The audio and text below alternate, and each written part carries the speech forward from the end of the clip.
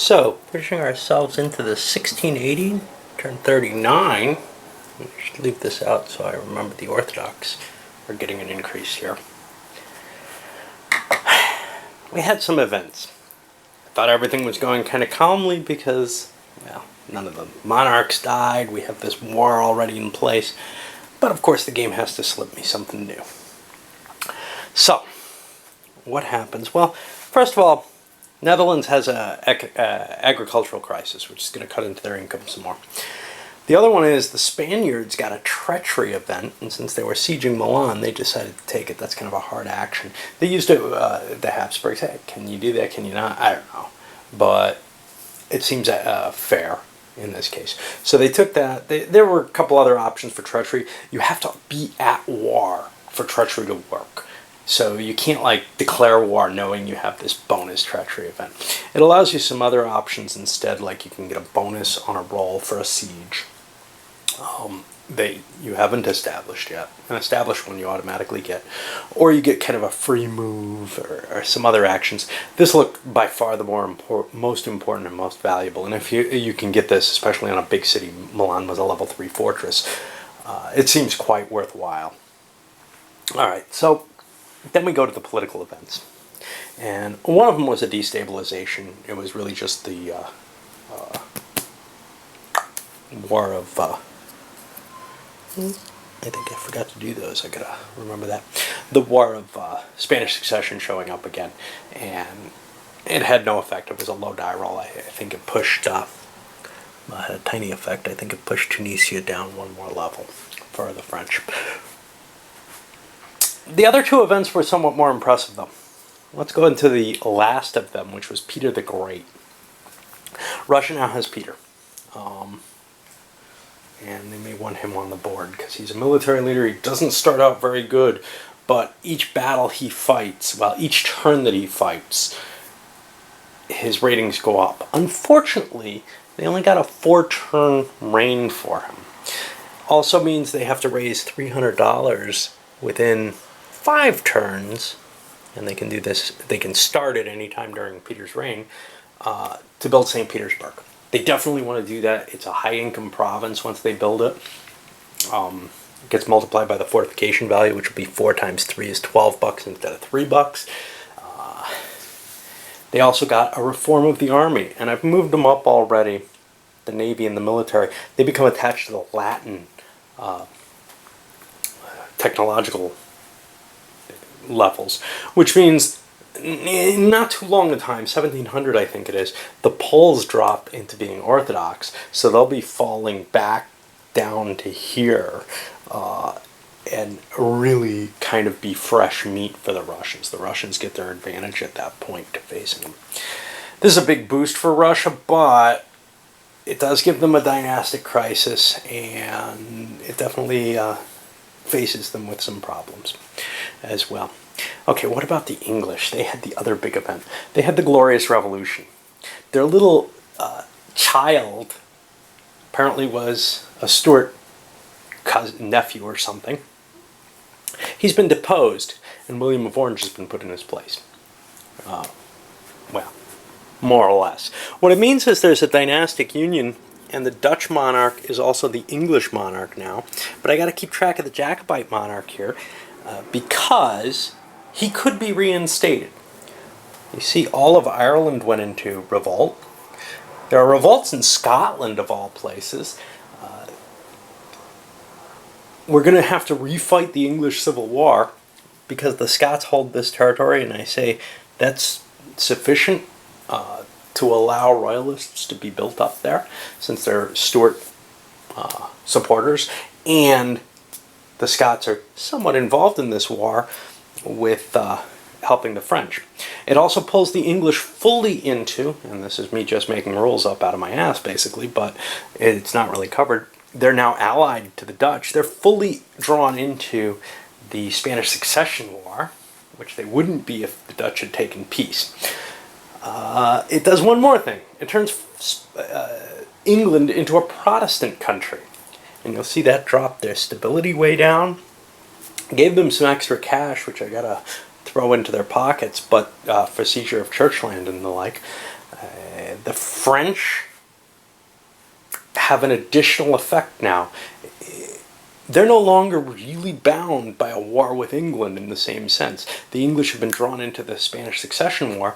Now, that means that France can't win anything by defeating England, which is one of the reasons they went after England, was they could actually gain something against England if they won.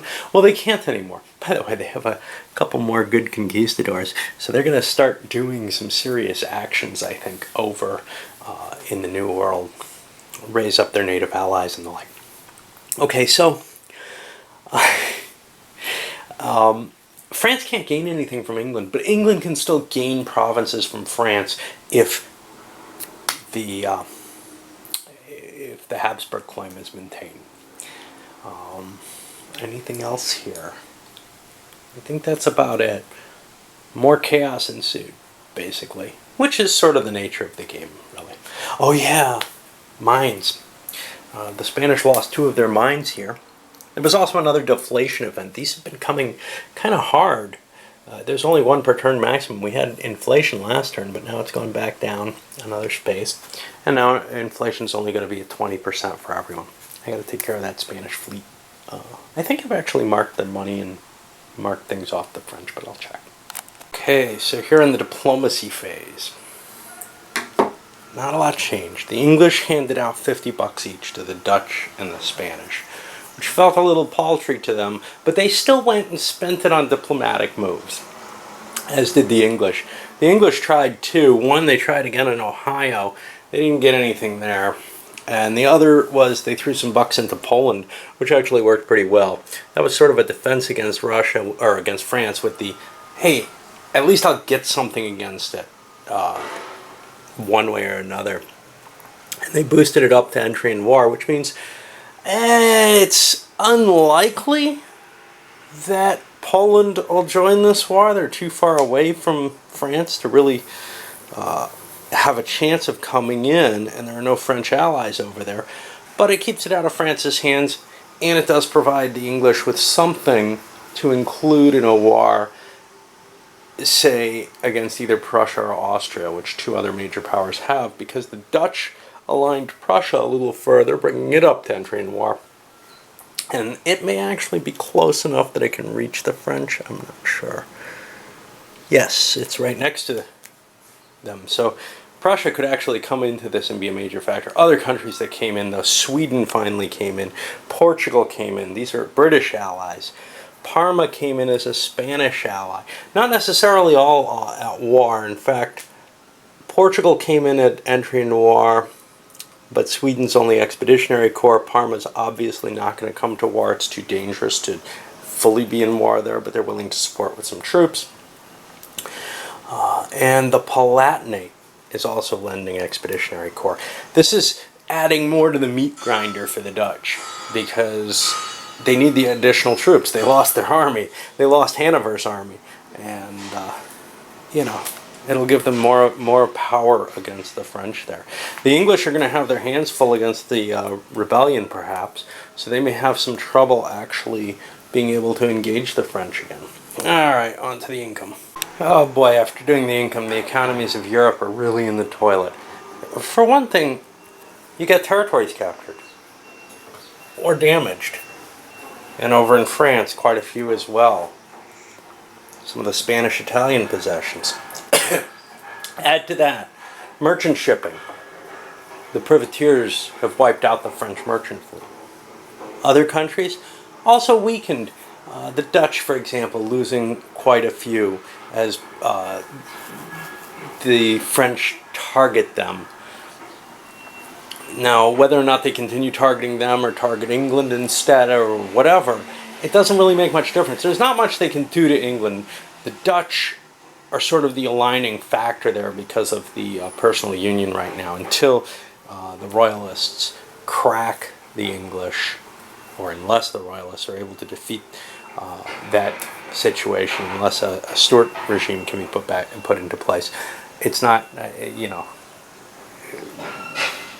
English don't get to make the decisions right now. They can't do diplomacy without basically Dutch agreement. Now that's for one monarch. After that, they become their own. elsewhere. Oh, what else? Well, first of all, refusals of trade everywhere, too. Yeah, first, I've said a lot already, right? The refusals of trade. War is very, very bad in this game. It's not quite after the Holocaust bad, but even if you're gaining victory points the way France is, if you're fighting a big war, your income just decreases so much. So you can be gaining victory points in that war, but and anyway, this is why I've tended to stay away from these wars if possible. Now, what ends up happening? Well, Russia kind of gets the advantage out of this. Although they're stuck in this stupid war against Astrakhan that they can't extricate themselves from easily. But this is actually why Russia and Turkey have trouble. They're at war at the beginning of their spans, and they don't have a lot of choice in the matter. This is, in a way, a war of choice. France didn't have to start this sucker, and they're bringing down the wrath of Europe on them. They're bringing the rest of Europe down with them, but they're also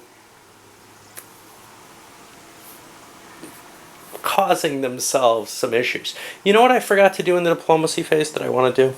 I want to try to bring Venice and Genoa in against the Turks. No one else would really be helpful. Venice can definitely do so. So let's see about that. Okay, so Venice is in against the Turks. Genoa can also do so, but they don't get a border bonus. So that's just +2. Yep. Okay, so that's going to help by giving the Spanish some force where they can go after the Turkish Navy and maybe start causing some problems. They can't really do a lot against the Turks. You know, I mean, if they land troops in Turkey itself, there's plenty of Turkish armies that can attack them. Opening Venice up, well, Venice isn't actually in the war with Turkey. They're just at a military alliance with the Spanish. So the Turks can't invade Venice without declaring war on them specifically. I kind of don't like... This is one aspect that disturbs me in the game, and I don't know if the EU-89 guys fixed this. But if somebody's in a military alliance or an expeditionary corps, or at a higher rating and just declared to be at expeditionary corps for the war, you can't affect them. And you don't have a casus belli against them, from what I understand from the rules. Maybe I've missed this. Maybe I've forgotten it. I tend to at least give you a casus belli against them. But, you know, frankly, in the midst of this war, while they're handling you, you should be able to just invade them. You know, the English should be able to keep marching into Scotland. Maybe at a stability cost, whatever, but during the rounds. And it just feels too artificial that you can't, you know, hey, dude, you invaded me, you know? Anyway, onward. Oh boy. I don't remember ever having a war this painfully large in terms of the amount of allies, the amount of roles available, the amount of money being spent. Usually late in the game I'm too fatigued, and because I'm doing this on camera, maybe I'm pushing myself a little harder. Maybe because France looks like they're very definitely running away with this game, and people can't just sit back and try to feather their own nest egg. Or at least that's the impression here. Anyway, big armies being built. Lots and lots of, you know, leaders in the wrong, leading the wrong forces or whatever. But we've got LaSalle's taken over Frontenac's force and built a colony there, actually, that he can launch his attacks from. We have the natives with whoever this Verande. Frontenac's down here ready to face the Spaniards, who actually managed to get their... oh, no, they did not. Pity. Well, the Spanish picked their king and put him on the board, though. And let's see if there's a... I don't know, I've got to look because somebody could take over the Palatinate's army. I know I've got an extra leader kicking around. How about Maximilian? We'll throw him there. We could actually throw Montecuculian instead. We'll put Maximilian down here. Montecaculi outranks him, so he's got to actually take command of that. We got Commercy in charge of some of the Savoyans here. We have Stuart in charge of some French troops because the Scottish army's gone, but the Royalists have their own leader. I was thinking of using Stuart there because he's pretty good, actually, but he got outranked. We got the Spanish king here. We've got a huge Portuguese army preparing to help the Spaniards with their attacks. It doesn't look good to me for France, but they've pulled off some pretty amazing fighting, with Condé, with Luxembourg. I don't know how much longer it can last. They've only lost a couple of provinces up here, Alsace and Toulon, and they've gained a couple too. The Turks built up their navy because they've got to face the Venetians now because they got called into the war. The Spanish should have done that right off the bat, but they thought they had a deal with Turkey. Now Spain's pretty damn pissed at the Turks, and they would like to see them fall. We've got Peter leading forces here ready to take on Astrakhan, which has a huge army here. We've got Poland getting incited into the war in favor of England. What they could possibly do, I have no idea. But if it widens so that Turkey's involved in the war, Poland could be a serious factor in that. Over here we've got Hanoverians, we've got a whole new Dutch army, we've got tons and tons of French troops all over France ready to funnel into those armies, while we've got a new French army under Frontenac down here. It's insane how much there is, but there isn't the money to move all these armies. The troops are necessary for defense primarily. Wow. Alright, on to the rounds. About halfway through the first round, the Russians came in, destroyed the Astrakhan army with Peter, and laid siege to Astrakhan itself. This is going to be a painful siege, though. It's a big city. They may or may not succeed in taking it. If they can maintain the siege, though, then the army doesn't reappear, which is good. Did the Allies? Wow, with so many, it's a massive, massive undertaking. English attacked here against LaSalle and were driven back. Dutch burnt themselves another French trading post. They're going to finish off the rest of them. They want the 2 as kind of part of their bonus, maybe. But they definitely want Hainaut. And since they're only going to get 2 provinces max, the trading posts are sort of the booby prize at this point, although they probably want Lille as well, so they probably should just be burning all those suckers. And they may well. Over here, the English defeated the Royalists. They're laying siege. In France, you're seeing what such a huge alliance can do. All of this besieged up here, down here in Italy. All of it besieged. Because so many different countries, you can move so many different stacks. You don't have to pay that big $100 because you have all these allies. And there's armies still not yet involved. The Hanoverian and Palatinate army is going to be coming in. We've got Swedes and Danes that the English have agreed to commit. France is in a lot of trouble. There's no way they can, push all of this away. So what it comes down to then is, well, as soon as the peace turns against France, they're probably willing to surrender. Well, they're willing to surrender, or they're willing to end this war at any point, but the Allies are no longer willing, or not at all willing, to end up losing this war. Well, that's about it. And for the second half of the round, the French try to prove again how potent they really are. But all they have really loose is Condé. Hey, I forgot to roll my siege here. All they have loose is Condé, and he marched in and destroyed the Habsburg army. I mean, he's not that impressive, but they're rolling really well, and the minor countries are down a tech level. They're just below the movement, whereas most of the majors, the Dutch accepted, and the Russians of the Latins, the Russians are now Latin, are all up there with them. This is not a big tech level. It doesn't even involve a chart difference, really. It does in the fire step. The old Baroque guys are in the shock step. The old Baroque guys are down one level to the C chart. But the differences in the levels are becoming less and less, it seems like. There's no, it's not like before, hey, I can fire and you can't. I get a whole new step and I might break you without you hurting me, especially if you're, you know, natives or something. I forgot a couple other things. It's really hard. You know, I moved these guys, but I forgot about these guys. I've got to go back and fix that. But the Turks also tried to gather their navy, and their first movement, they defeated the Spanish navy, which was out to block them. But then they had to flee back to Sicily because really they had lost their leader and didn't feel like they had a chance of slipping by the Venetians. So they brought their other newer, bigger fleet through, and the Venetians defeated them in the fire round, or did a lot of damage to them, like 15 out of 20 or something, 16 out of 20.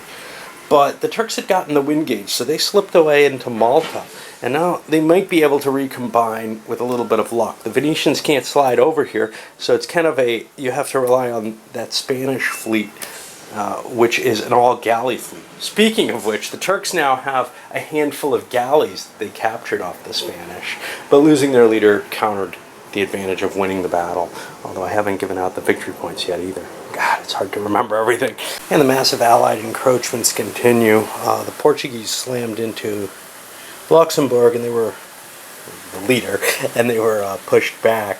But otherwise, we see Hainaut fell, which frees up that big Dutch army. That's the most powerful thing up here. To continue on, Hanover had some trouble. They did an assault, and you know the thing. Even though the rules have become easier, the main thing that dissuaded me before was I didn't want to do it because it's too risky. The payoff was less likely back then, with my misunderstanding of the rules, but it's still very risky. And in this case, their army's almost weakened enough that they can't continue the siege, so they're not going to be able to do more assaults. But we see Danes and Swedes landing in France, Danes especially in Calais. If the English can get Calais, they'd like that. Over here, well, nothing changed in the New World. The English are afraid to move. The Spanish and Dutch want to defend rather than attack. But the Dutch are continuing to destroy the French trading posts, and I think they're going to finish this one off as well, because now they have Hainaut, they have two territories that they own that they can take from France that they really want. So they don't particularly want these trading posts, and since they're not going to exchange a pick for a pair of trading posts, well, destroying them seems like a better idea, because at least then they can build them, and they have as good a chance as anyone to start up the slave trade up there. Then they may move over and try to take Florida out as well, just weakening the French more and more until, you know, the end of this war. Make them pay for bringing this war into place. There's no real reason to allow France to remain stronger. All right, onward. Turn came that close to ending. Rolled a 2 on the second round. French activities in the New World didn't gain any ground. They got pushed back from everywhere by the, well, in the case of the English, a couple of places by the militia, actually. Just kind of what happens when you have small forces. They're just conscripts, the militia, so they're not really that much less than you'd expect. Over here, Condé proves his worth again. Now, he's not that fantastic a leader. He's good.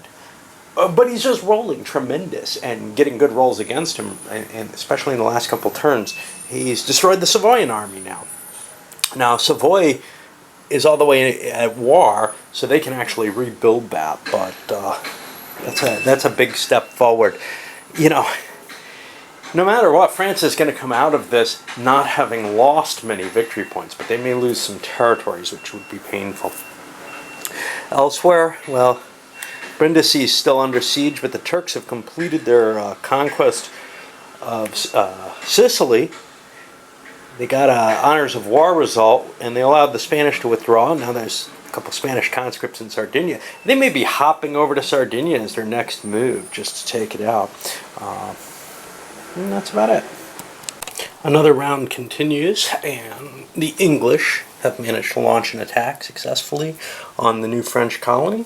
And now we've got Frontenac heading back rather rapidly to try to relieve that. He doesn't feel like he can really engage with the Spanish, and he doesn't really have to. They're far enough away, with the bad terrain that they don't know about, that they'd have to take risks to find their way to France still. Next turn that changes. They'll know the path. Over here, not a lot changed. The French again under Condé. Boom! Knocked out the combined Hanoverian Palatinate army. But you see somebody missing. And that's because Condé was killed in that battle. And that's a pretty deep blow for the French. They only have one good leader left. They've got Stuart. Can throw him in there for now. But yeah, they've definitely kind of running down in terms of leaders. Stuart's not bad, but he can't stay in command of that. Luxembourg's going to have to take command of that army. Over here, Commercy has successfully regained Pisa. The Turks have taken Sardinia. The French finally took Brindisi. Spanish Navy suffered another defeat. I don't see how France can survive this. Alright, we're at the end of the turn. Wrap things up. The Dutch came over to Florida, made their attack there, started a siege. Frontenac came down and destroyed their army. Basically, the fact that there was a fort there was really the problem. They wanted something they could burn easily. They should have gone back here and burned this, but that wouldn't get them any bonus points. Over here in Europe, the Swedes took, Caen, Rouen. The Dutch succeeded in taking, whatever the next one is down here, Artois. The Spanish went into Montpellier. The French under Stuart defeated them, well, drove them away. All fine and good.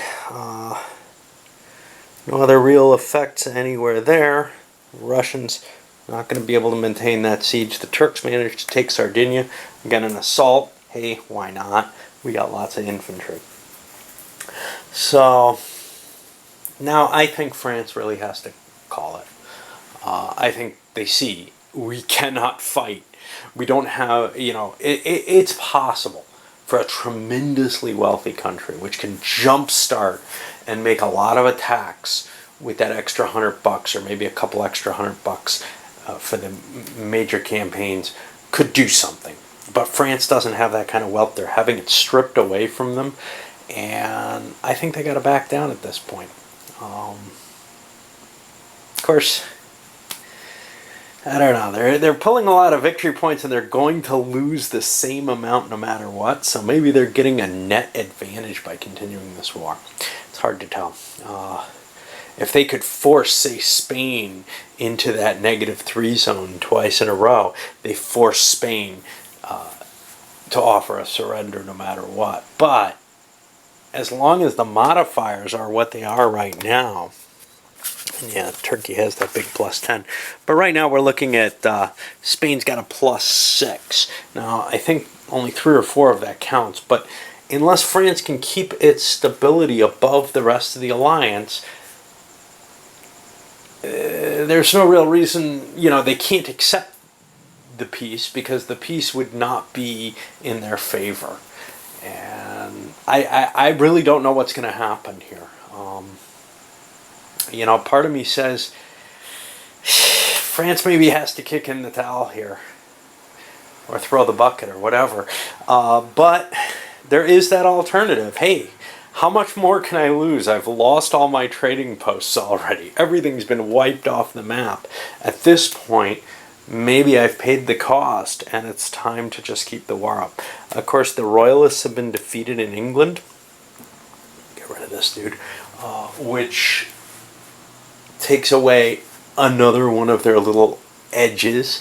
More and more territories are liable to fall. This turn, their points. Let's take a look at what these look like. There's a lot of negatives in there. They're maybe going to come out ahead, but it's not absolutely clear. I just don't know which way to go. This is very painful and slow to play out with all this war going on. Hard to tell.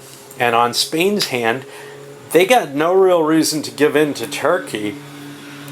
Turkey's got huge advantages on them. They don't particularly want to surrender to Turkey. And if France continues the war. Spain might as well let Turkey keep their war going with Turkey too. Keep them pinned in place by that. Really, really an ugly situation, and I don't know where it's going to go. Okay, so here we are at the end of turn 39, heading into 40. A lot of new leaders, more French conquistador. This one again, an American, d'Iberville, who's actually quite good, 544. He should be very helpful in the military attitudes there. We also have a new French commander here in Villars, who's also quite good at 455 with a siege effect. Of course, the Habsburgs got a decent one as well, 434, and I think that's about it. England got some naval leaders. Navy isn't really being of great importance now because the French Navy's pretty much given up the sea. They're destroyed. They're sitting here with a couple of ships, but nothing of significance, and a lot of leaders. They have tons and tons of naval leaders. This is often the case. France has trouble affording their navy. Couple of dangers here. One is some of these countries have a lot of loans. In particular, the poor Dutch have a lot coming due, and they may want this to end. The French aren't in great shape either, though. Neither are the Turks, having bankrolled this with their situation. Russia ended up getting a peace with Astrakhan. They took a piece of level 1, took their $10. That's all I allowed them to take instead of the 50 or whatever. Other people tried. France got a peace with Savoy, which really doesn't mean anything because Savoy was already out of the war, essentially. Somebody would have had to pull them out of the war and do diplomacy on them anyhow. And that can't happen, really. So this is the only way that Savoy could end up against them again, is that the French actually leveraged them. You can see stability is just in the crapper. That, of course, affected victory points. The English ended up getting like 11 points or so, something like that. And they're up to 522. Other people, Russia, actually managed to do quite well compared to the rest of the world because everything else is going down the crapper. But and the Turks obviously did very well with their successes, but they've got these big problems looming on the horizon. They can't afford this kind of war, and of course neither can Spain, their enemy, but they can't get out of it. They really can't. All they could do is offer a white peace, and they don't want that. They've gained a lot. Anyway, with people hitting towards the bottom here, and it becoming, and it's very hard not only to come up with the cash, but it's just difficult to get your stability up. There's always a chance that you're not going to be able to get out of there. So starting pretty soon, we're going to see countries getting stuck and having to peel out of this war one way or another. Right now, the fact that these guys are at -3 means, by my interpretation of the rule, if they can't get out of that position next turn, they have to pull out of the war. And that could be a problem. All right, up this one goes.